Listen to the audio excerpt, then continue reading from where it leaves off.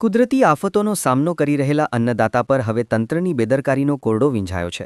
છોટાઉદેપુર જિલ્લાના ખેડૂતો માટે પહેલા માવઠાનો માર હતો અને હવે યુરિયા ખાતરની ભયાનક અછત આવી પડી છે। જિલ્લાના તમામ ખાતર ડેપો પર પૂરતો જથ્થો ન હોવાથી ખેડૂતોની હાલત કફોડી બની છે। આ દ્રશ્યો જુઓ। છોટાઉદેપુરના ખાતર ડેપો પર ખેડૂતોને 2 થેલી ખાતર મેળવવા માટે વહેલી સવારના 3 કે 4 વાગ્યાથી લાઈન લગાવવી પડે છે। અને આ લાઈનો પણ ક્યાં? કડકડતી ઠંડીમાં ધ્રુજતા શરીરે તેઓ અંધારામાં ઊભા રહેવા મજબૂર છે।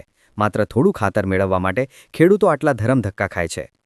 જો સમયસર ખાતર ન મળે તો તેમની વાવણી કરેલી મહેનત નિષ્ફળ જશે અને તૈયાર પાક નષ્ટ થવાની મોટી આશંકા છે।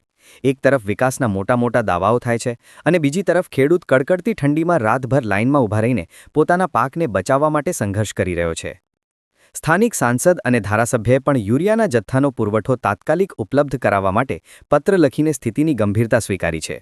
સવાલ એ છે કે સરકાર હજુ પણ આ અન્નદાતાની વેદના ક્યારે સાંભળશે અને આ ખાતરની કૃત્રિમ અછત ક્યારે દૂર થશે?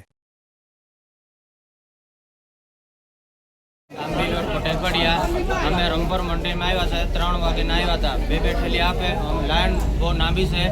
છોટાઉદેપુર જાય તો એ લાઈન ખાતરના ડેપામાં અંદર ખાતર વધુ મોકલાવવાની સરકારની માંગણી કરશે છે। ખાતર અમને મળતું નથી। ખેડૂત કેવી રીતના પાક પાકાવે? પછી પાક પાક્યા પછી છે તે એમ કહે કે પાક બગડી ગયા તો પછી રજિસ્ટર આમ સહી કરે તેમ કરો। ખાતર મળતું નથી। અમને સરકારને એટલી માંગણી કરી છે કે ખાતર બધા ખેડૂતને ભરપાઈ કરી શકે। રાઠવા કેતનભાઈ બિલવાડથી છું।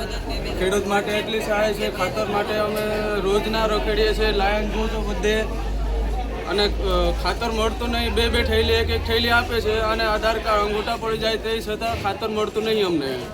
અમે ઉદયપુર જઈએ, બોડેલી જઈએ, ગમે અહીંયા ખાતર મળતું નહીં। આ રંગપુર મંડળીમાં છે અટાણે તો જ ખાતર મળતું નહીં। અમે રોજના 3 વાગે અહીંયા ધક્કા ખાઈએ છીએ તો એ ખાતર મળતું નથી। કરીએ છીએ અમને ખેડૂત માટે એટલી સહાય તો મળવું જોઈએ કે નહીં? તમે સરકારને શું રજૂઆત કરશો? સરકારને રજૂઆત એટલી બધી અમે કરીએ, માંગણી કરીએ છીએ એટલી તો અમને માંગણી એટલું જ જોઈએ છે। ખાતર તો જોઈએ, ખેડૂત માટે એટલું સહાય તો જોઈએ અમને।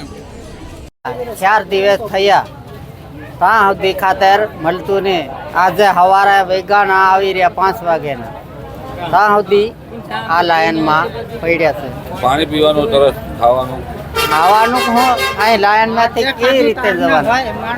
સાંજે ખાધલું ને તેરના જ આવી રહ્યા કહેવાય, પણ હાલ સુધીમાં પાણી પીવા જવાનું ટાઈમ નહીં મળતો। કેટલા વાગ્યાનો લાઈનમાં ઉભો?